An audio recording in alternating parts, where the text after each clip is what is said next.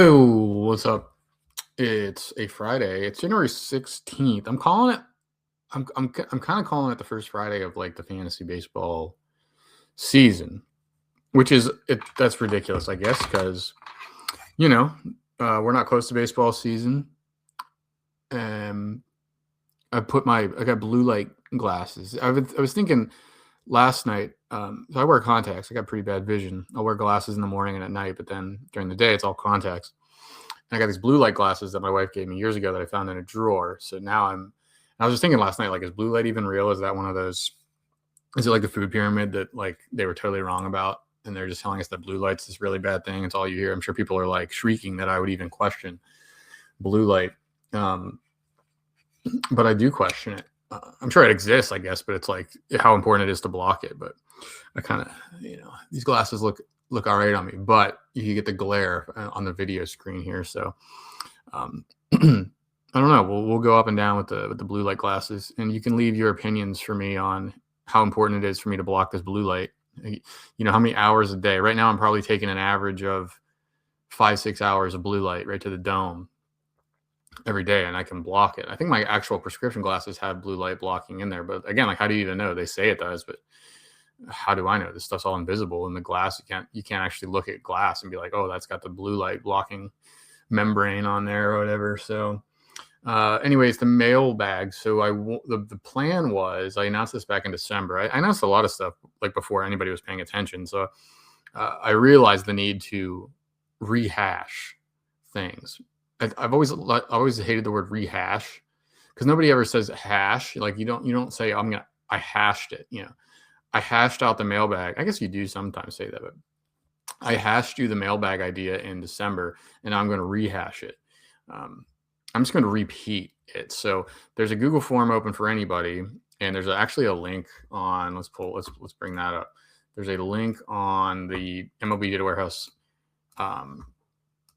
homepage right here, mailbag. Now, the problem is, I'll get my face off the screen for you. This one you don't need to be watching, but I'm always trying. It's always video podcast now with StreamYard. We pay for StreamYard. By we, I mean myself, but it's a big help. So on the web browser homepage, there's a navigation bar with all of the links to the things I think are most important. And there's a mailbag link there, as well as, the Python course. Go buy the Python course, take Python, learn to be like me, even though nowadays is the least important time ever to know coding because AI can just do it for you. But you do need to know the basics before you can actually work with the AI stuff. But that's there. Anyway, the mailbag one is right there. If you're on the app or whatever, or on your phone, you probably need to go just search your emails or go to the Substack app, and you can go to MLB Data Warehouse and hit the search and then look for mailbag. Or you can just, if you're a typist, MLBDataWarehouse.com/P/mailbag, P for page. So, or post, maybe, I don't know, whatever you want to call it. But then there's a button there and you can ask a question. All I'm asking is your name and your question. You don't need to tell me anything special. You don't need to be a paid subscriber, and you can send in whatever you want. I mean, I'm not going to the trolling is fine. I'm not gonna really filter everything, but keep it within reason, I guess, is what we're saying. So every Friday, certainly during the season, this will be a lot more in demand as people ask. Draft season, and probably during the season, ads and drops. So I just get, it's more and more every year as all this stuff grows. But as a fantasy sports guy, the one thing you get is a ton of DMs and mentions and stuff on Twitter, on X, wherever you are, comments on should I pick up this guy? Should I do this trade? And I know doing this once a week, maybe that doesn't make it as timely as you need. If you need advice Monday, you won't get this answered till Friday. And then anytime I'm doing a 3-day weekend or whatever, it'll be a little bit tougher. This will always kind of be lower priority during the season, but you get what I'm saying. Every Friday I'll try to, or at least once a week, I'll try to answer questions. So if you have a question for me, that's how I prefer to do it. So we're going to do that today. I only got 4. I reminded everybody last night about it.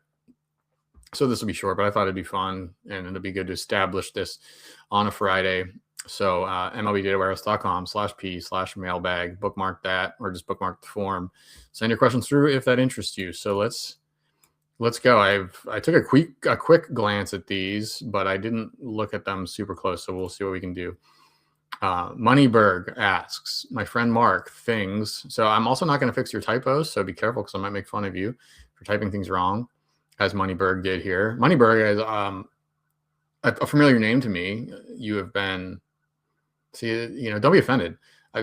We talked before for sure, but there's a lot of people and a lot of these screen names that I don't remember what we talked about. I don't remember you, but I do know that you've been around for a while, so thank you.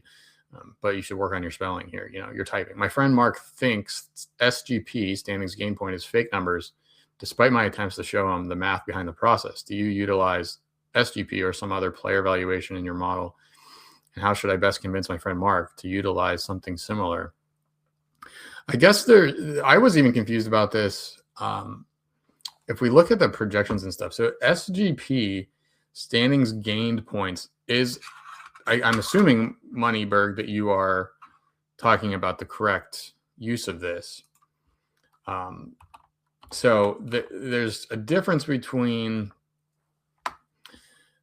SGP and like auction value or whatever I call it now. I made a mistake of I put out this post and I put out these numbers and stuff early, like November, December, and I called it SGP, and that was inappropriate. And I'll go over that.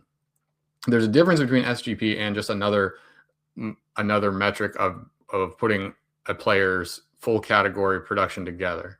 And what you'll see in the projections and on the app, if I can bring that back up. So I have, let's just pull up like the Diamondbacks and we'll bring this back up. Remove, and here we go. So I have a SRV column in the projections, and that is standard roto value. So that takes runs, homers, RBIs, steals, average, and it weighs them all together evenly with some math. It's hard to compare 97 runs to a 254 batting average in the case of Corbin Carroll. That's not apples to apples, as they say. But the idea for Roto Fantasy Baseball, which is the most common, is to weigh a player's value with one number.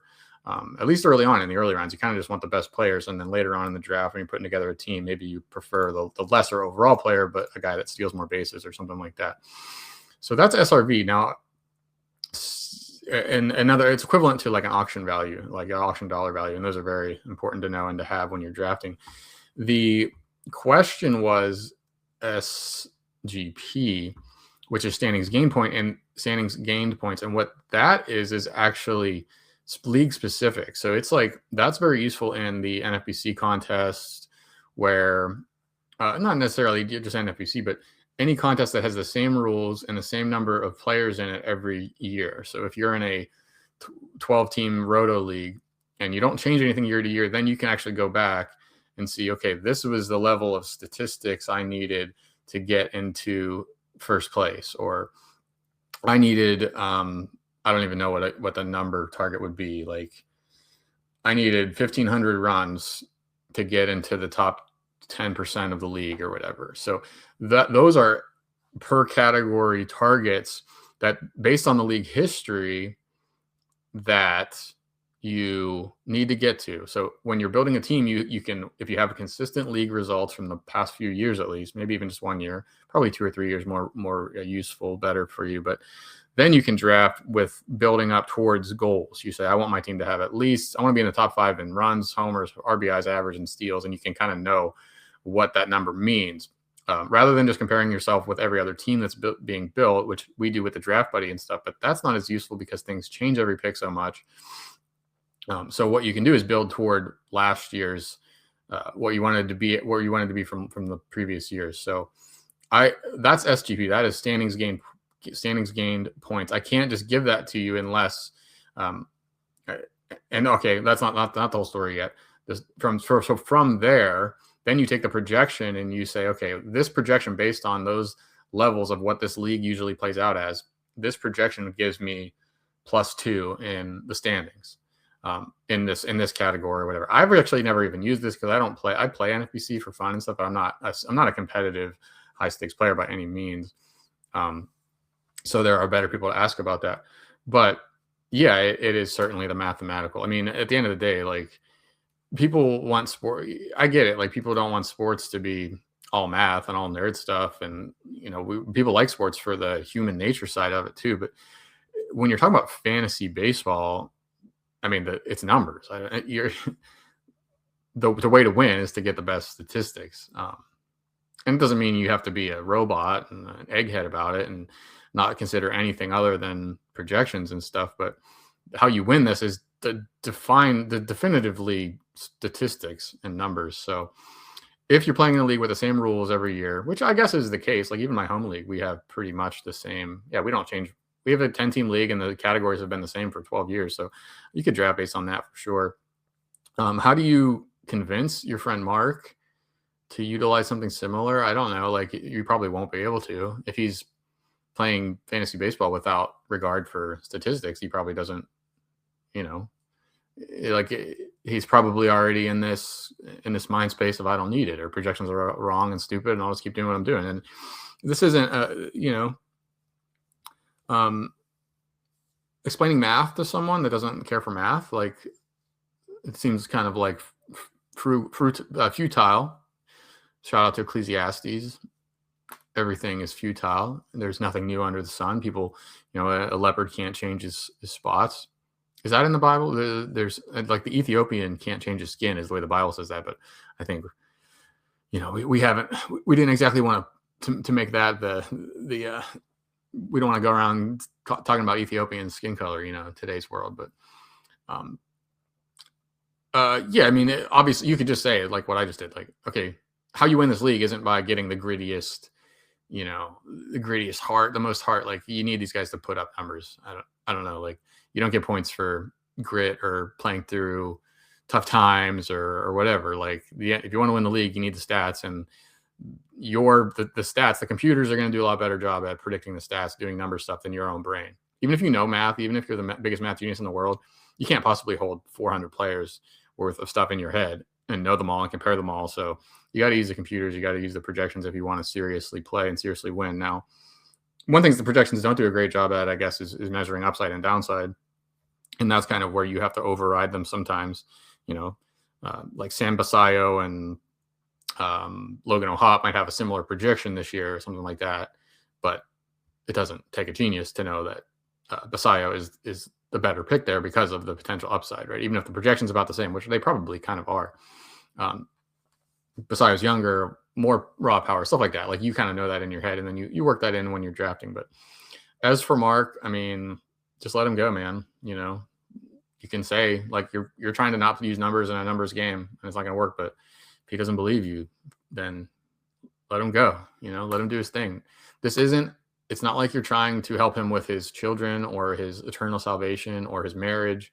These are pretty low stakes stuff. Like if Mark goes on to suck in fantasy baseball this year, you shouldn't feel guilty about that. And even if you didn't try to help him, you still shouldn't feel guilty because this stuff is meaningless. So that's that. Rick, would you take this hypothetical bet, win $10 million if your wife hits one NBA three-pointer in 50 tries? If she misses all 50, then you die. So yeah, this is great. I really encourage these kinds of questions because I'm not, I've as you may have noticed, I'm trying to just do the baseball stuff to get you to listen to me. And then I sneak in, I backdoor other opinions about life and politics and religion. That's always been the goal here at the end of the day. I'm just trying to convert you all to my line of thinking. So I like these non-baseball questions. I don't know if this is coincidence, Rick, that you asked because of some tweets I've had about when I take my kids, not right now because it's January in Granger, Indiana, and there's 2 feet of snow on the ground. But after work, I'll often take them to the park and I'll bring a basketball. They're all at least 3 now, so they can kind of play in the playground without me needing to pick them up or whatever. So I bring a b-ball. We go to a park with a hoop, and what I'll do is sit there at the free throw line, and I will say I'm going to take 20 free throws, and I imagine in my head, maybe I shouldn't even admit this, but I think a lot of you other guys probably do this. You say in my head, if I don't make 80% of these free throws, if I don't go at least 16 for 20, my entire family is going to be killed. And actually what I'll do is I'll say, I don't put my, this is all, I don't put too much danger on my head. I'll say, I just got to make 10. I make half and everybody survives. But if I make less than half, everybody dies. But if I make 14 for everyone after that, I get $10,000 and I'll see. So then you track that in your head. And obviously it doesn't work because, like I can't actually convince myself that I will die because I know it's fake, but I can't quite get myself there. But I often play these games in my head, and I imagine that's a man thing, that we all kind of do that. I would take with this one. So $10 million, like I got two answers to this. In reality, I guess I would have to defer to my wife, and she would never take this. Now, I have no doubt that she would make one of 50 3-pointers. She's actually a pretty good athlete. She's short, but she's a great athlete. I mean, like I would beat her in one-on-one and sports and stuff, but if you adjust for male, female, like a weighted adjusted athleticism plus adjusting for her being a woman, she is more athletic than me for sure. Like not head to head, but she is in a higher percentile among women than I am among men. So no doubt in my mind, she could hit one of 50.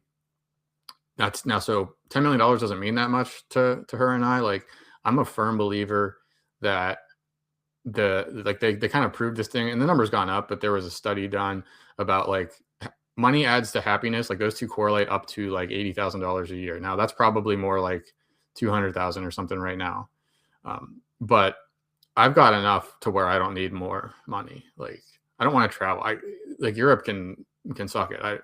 I do not want to go to Europe. I don't want to go on vacation. When we do go on vacation, I'm like, it's fine. It's good. Like it's for the kids though. I don't care about leaving. I don't care about spending money, driving a nice car. I mean, whatever. Like if I would take more money, but my income's at now, we're pretty close to like, I don't need any more. So $10 million is not worth hardly any real risk. Now, at the same time, like totally up to me if I didn't have to answer for this later. And especially if like she didn't know, of course the risk is that you die and 3 kids don't have a dad. So it's not worth the risk. At the end of the day, I wouldn't take it. But in my particular case, there's no doubt my wife would not go 0 for 50 from 3. So I'd be actually tempted by that. It probably there's no way she'd miss 50 in a row. So I might actually take that. So I'll say yes, I would take it just because I firmly believe. I mean, she's not a normal woman who would probably shoot 5%. She'd probably make 25 to 30% of those NBA threes. By the way, I shoot about 80% from free throw, and I probably make 25 to 30%. Okay, well, NBA three, like a good 3-point rate in the NBA is like 40 to 45%, right? So although that's when they're defending you and stuff, I assume this is just out in a gym, no defense, whatever, take your time. That obviously matters. In an NBA game, I would probably shoot 5%. But if I'm just shooting around at a court by myself, NBA threes, I probably make 30, probably 1 out of 3. I don't know, 25 to 30% is my guess.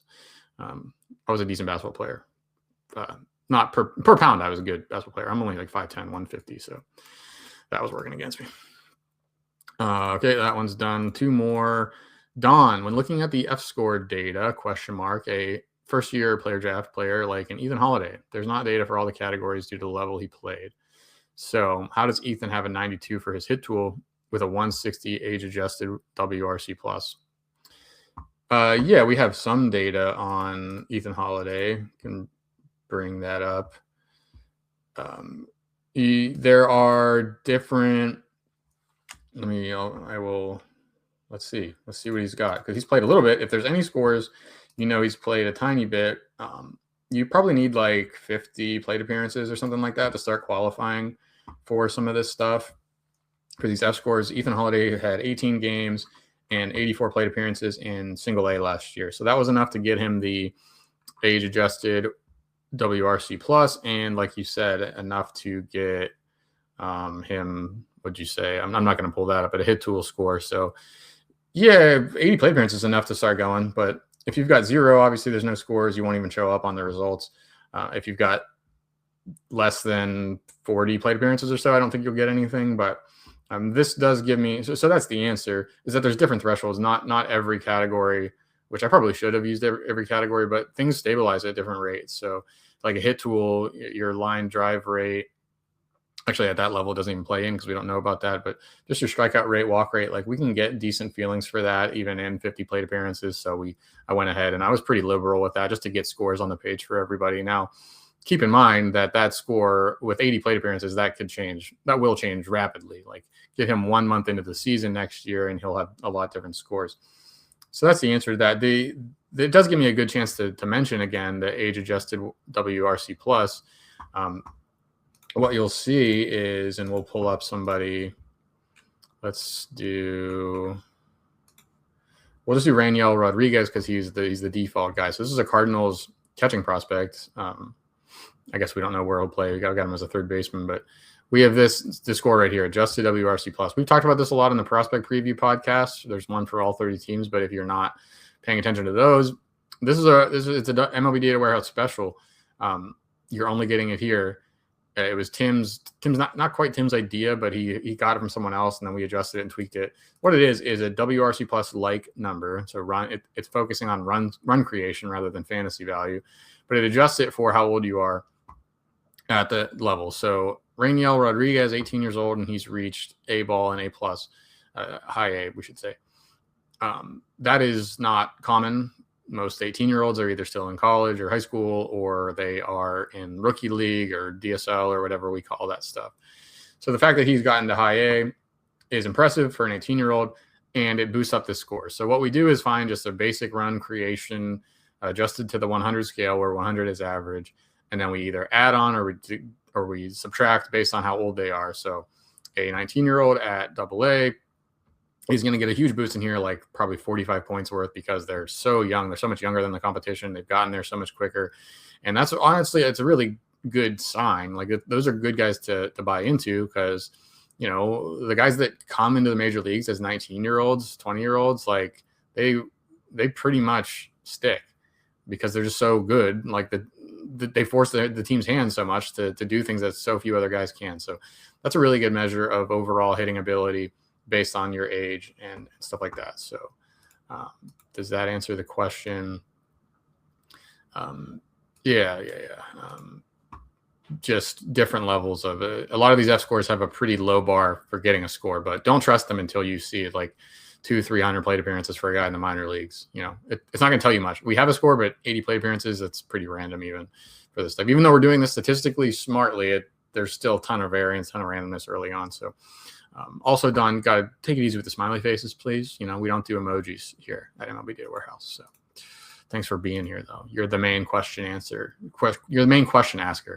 And I think it was even you who asked me last night, how should I ask a question? And you reminded me about the mailbag, and that's what we're doing here. So Frank Q, one more, and then we'll wrap this up. I haven't read this one yet, so this looks like a keeper question. I can have 4 keepers and keep for 3 years. Last year, I kept Merrill and Wood for the first time. They both count as 7th or a tie next to lower.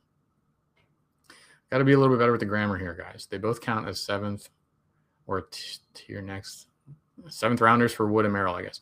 My other options to add or use are Kurtz for sure as a 7th, no doubt. Goodman as a 7th. Wu as an 11th. Ray as a 17th. Nola as a 7th. Miller as a 6th. Torkelson as a 27th, Munoz as a 10th. My initial thoughts were Wood, Wu, Kurtz, and Goodman. Okay. How many is this? So, yeah, Merrill and Wood for 7th. Do that. Kurtz for sure. After that, I probably wouldn't say Goodman. Goodman's going to go in I guess in these leagues with, I don't know how many, doesn't say how many teams, but there will be plenty of players kept, so Goodman might end up actually being like a 2nd or 3rd round pick, I guess. But depending on that, like maybe he won't be. Maybe he's only a 4th or 5th rounder. So if you really wanted him, you could probably take him in the 4th or 5th. I'm off the Rocky stuff. I wrote positively about Goodman, I guess, but just I can't shake like the Tolia and the Nolan Jones. And I know it's not the greatest comparison because Goodman's a much better plate discipline contact hitter, but it seems like the Rockies, you just can't ever trust them, man. I mean, the up down, how bad the team is. I just can't get behind like really betting on Goodman. So I'd pass on him. Brian Wu is an 11th. You got to lock that one in. He's a top 5 pitcher probably this year. Got to hope he stays healthy, but that's true with any pitcher. Nola's a 7th. That's an easy decline. Robbie Ray is cooked. I'm done with him. Even for a 17th, I wouldn't do that. Mason Miller into the 6th. I don't know. That kind of depends on the league settings as well. Like if the main thing Miller gets you is saves, like those aren't that hard to find elsewhere. If his ratios and stuff really help, and obviously the 40% K rate, you can't really find anywhere else. But a lot of times we just overestimate the effect the relievers have on ratios because they throw so few innings. So if it's a kind of a standard league where like 70% of your roster slots, or more than a half of your roster or your starting slots are usually starters, then there's just not all that much help Miller can do for you in the ratios. But yeah, he's going to be fantastic. I just don't really. I'll typically veer away from closers for a 6, but that kind of depends on the league settings. Torkelson as a 27 sounds pretty good. I feel like that's pretty nice. He's got to be a top 12, 13 first baseman or so. And a 27th rounder with a league with this many keepers and probably at least 10, 12 teams, that's a freebie. I would imagine Torkelson's a 10th or 11th or 12th rounder in this, something like that. So if that's close, I think you take that. Munoz is a 10th, same story as Miller. 3 rounds cheaper, a little bit worse, but I would just kind of I'd let the closers go, and they're typically the easiest to replace. So you said Wood, Woo, Kurtz, and I guess you're just looking for one more. Okay, so Merrill, or I guess I'm down to Merrill or Torkelson. And Torkelson's pretty easy to replace at the end of the day. Like he's probably a 260 hitter with 25 homers as a first baseman, no steals, not that hard to replace. So yeah, I would just scratch Goodman and take Merrill. So I would go in order. I'd go Woo, Wood, Kurtz. I guess Kurtz might be one if we're going in order. Kurtz, Wood, Woo, Merrill, and then if one more after that I'd probably go with Torkelson in the 27th and let Goodman kick rocks. But let's hope I'm right about that and not wrong. Let's hope I'm right about everything this year. So that's it. And we'll come back next week in all likelihood with another mailbag, provided I get questions, though. If you don't have any questions, then I won't do this. So MLBDWwarehouse.com/P/mailbag. And we'll talk to you next time. Have a good weekend. Peace.